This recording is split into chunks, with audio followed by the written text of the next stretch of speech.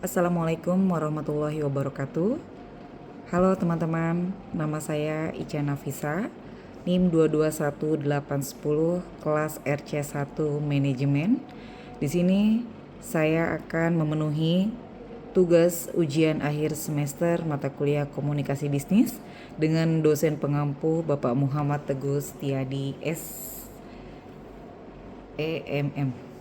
Baik, di sini saya akan coba merangkum dari bab 1 sampai dengan bab 14, yaitu tentang komunikasi bisnis yang untuk konsentrasinya mengoptimalkan hubungan dan kesuksesan. Pengertian komunikasi. Komunikasi adalah proses penyampaian informasi dan pemahaman antara individu atau kelompok dengan menggunakan bahasa verbal dan non-verbal. Komunikasi tentunya membangun hubungan dan memfasilitasi pertukaran ide dan pesan. Jenis-jenis komunikasi itu apa sih? Yang sudah kita ketahui bersama, di sini saya mengambil 4 sampel, yaitu komunikasi verbal, komunikasi nonverbal, komunikasi lisan, dan komunikasi tertulis. Untuk komunikasi verbal yaitu seperti contohnya melalui kata-kata dan bahasa yang digunakan dalam percakapan sehari-hari dan presentasi bisnis tentunya. Untuk komunikasi nonverbal contohnya gestur tubuh, ekspresi wajah, dan bahasa tubuh yang mengirim pesan tanpa menggunakan kata-kata. Untuk komunikasi lisan contohnya komunikasi melalui telepon, rapat, presentasi, dan percakapan tatap muka. Untuk komunikasi tertulis contohnya surat bisnis, email, laporan, dan dokumen tertulis lainnya yang digunakan dalam komunikasi tentunya berupa formal dalam bisnis. Tujuan dari komunikasi bisnis yaitu saya mengambil 4 di sini untuk rangkumannya, yaitu informasi yang jelas. Di sini informasi yang jelas yaitu memastikan bahwa pesan-pesan yang disampaikan kepada karyawan, mitra bisnis, dan pelanggan memiliki informasi yang jelas untuk mendukung pengambilan keputusan yang baik. Yang kedua, kerjasama yang baik, membangun relasi yang baik antar individu dan tim kerja untuk meningkatkan efisiensi dan produktivitas dalam berorganisasi. Yang ketiga yaitu eksekusi strategi, yaitu mendukung pengimplementasian strategi bisnis dan memastikan bahwa pesan-pesan yang disampaikan konsisten dan visi dan misinya dalam suatu perusahaan. Yang keempat, peningkatan citra perusahaan dengan cara mengkomunikasikan nilai-nilai perusahaan, merek, dan kualitas produk atau layanan untuk membangun kepercayaan dan citra yang baik di mata pelanggan. Selanjutnya tentang elemen penting dalam komunikasi bisnis. Saya mengambil 4 sampel kembali, yaitu ketepatan pesan. Di sini memastikan pesan yang disampaikan memiliki tujuan yang jelas, mudah dipahami, dan bebas dari ambiguitas. Kedua, empati. Empati itu memahami kebutuhan, nilai, perspektif, target audiens untuk menyampaikan pesan dengan lebih efektif. Feedback itu mendengarkan tanggapan dan masukan dari penerima pesan untuk memastikan pemahaman dan kesuksesan dalam berkomunikasi. Konteks budaya, mengakomodasi perbedaan budaya dalam komunikasi bisnis untuk mencegah kesalahpahaman dan konflik yang tidak diinginkan. Strategi komunikasi bisnis yang efektif yaitu di sini saya mengambil sampel 3, pemilihan media yang tepat, penggunaan bahasa yang jelas, dan konsistensi dalam berbahasa atau mengirimkan suatu pesan.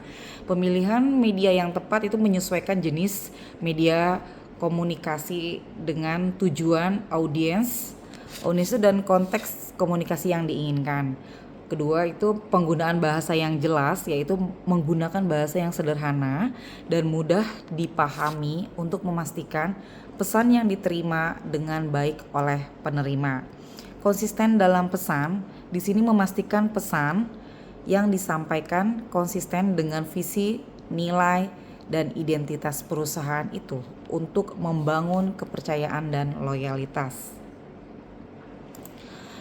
Tantangan dalam komunikasi bisnis ada 4 yang saya rangkum, yaitu kesalahpahaman antar budaya dan bahasa yang tentunya banyak sekali, komunikasi yang tidak efektif di tengah perubahan organisasi, terus kesibukan, hambatan teknologi dalam menyampaikan pesan, perbedaan preferensi komunikasi dan gaya belajar individu. Tips sukses dalam komunikasi bisnis itu ada apa aja sih? Di sini saya mengambil 3 sampel, yaitu mendengarkan aktif, yaitu dengan cara mendengarkan dengan penuh perhatian dan mengakui perspektif orang lain untuk menciptakan hubungan yang lebih kuat, menyampaikan dengan kekuatan visual, yaitu memanfaatkan gambar, grafik dan presentasi digital atau visual untuk membuat pesan lebih menarik dan mudah dipahami. Menghormati waktu tentunya, mengelola waktu dalam komunikasi dan menghindari atau membuang-buang waktu orang lain. Selanjutnya yaitu tentang komunikasi bisnis lintas budaya. Komunikasi bisnis lintas budaya di sini lebih merujuk pada mengirim pesan secara efektif ketika bisnis dilakukan di antara orang-orang dengan perbedaan budaya. Budaya berbeda dapat mencakup bahasa, etika, nilai, dan norma bisnis, serta cara berkomunikasi. Perbedaan budaya dalam komunikasi bisnis itu apa aja sih? Sering sekali ditanyakan untuk dari orang-orang atau para audiens ya tentunya. Perbedaan budaya dalam komunikasi bisnis yang saya rangkum di sini ada 4, yaitu bahasa, etika bisnis, nilai dan norma, media sosial.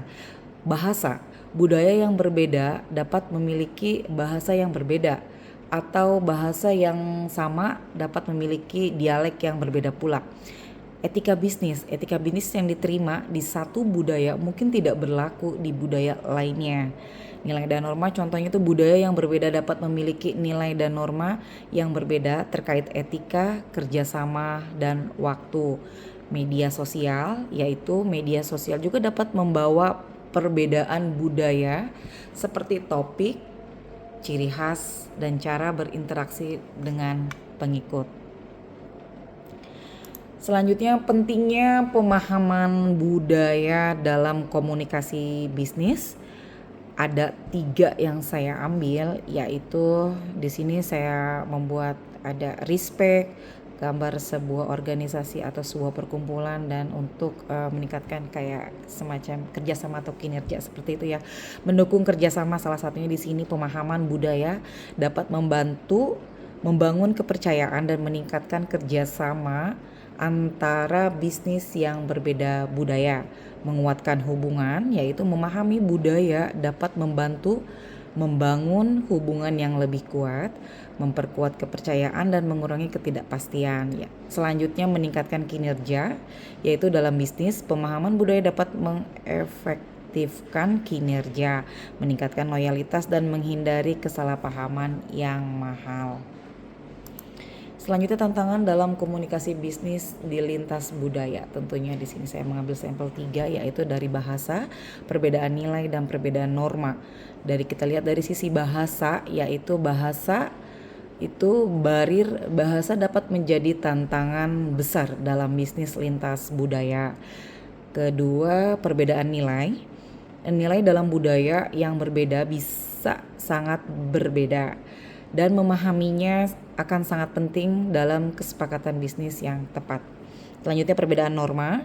Perbedaan norma, etika bisnis yang berbeda dan pengaturan norma dapat menghambat kesepakatan bisnis. Lanjut, strategi untuk berkomunikasi secara efektif dalam budaya yang berbeda. Ada banyak sih sebenarnya, tapi saya coba merangkum di sini, hanya saya rangkum 3, yaitu untuk mendengarkan, edukasi, dan beradaptasi. Seperti contohnya mendengarkan. Untuk mendengarkan itu mendengarkan dengan seksama dan betul-betul memahami partisipan di bisnis, dapat membantu untuk mengurangi perbedaan budaya dan meningkatkan efektivitas dalam berkomunikasi bisnis. Edukasi, yaitu mengedukasi diri tentang budaya orang yang berbeda dapat pula membantu mengurangi kesalahpahaman.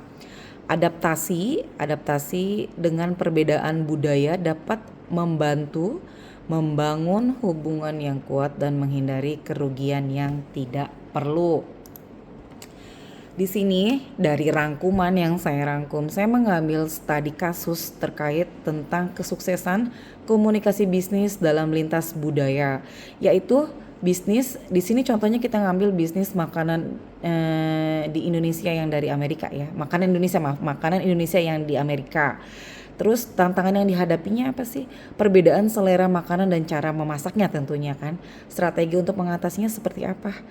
Yaitu pelajari selera makanan dan cara memasak yang di Amerika. Memberikan opsi 2 menu Indonesia dan Amerika, tentunya berkomunikasi secara jelas dengan konsumen, tentunya seperti itu. Hasilnya itu peningkatan penjualannya hingga 40%, seperti itu. Biasanya kan kalau untuk di luar negeri, masakan Indonesia itu kan memang memiliki daya tarik tersendiri gitu kan ya. Kita memiliki citra rasa tersendiri seperti itu. Kemitraan antara Jepang dan Amerika, perbedaan budaya dan bahasa tentunya sebagai tantangan yang dihadapinya.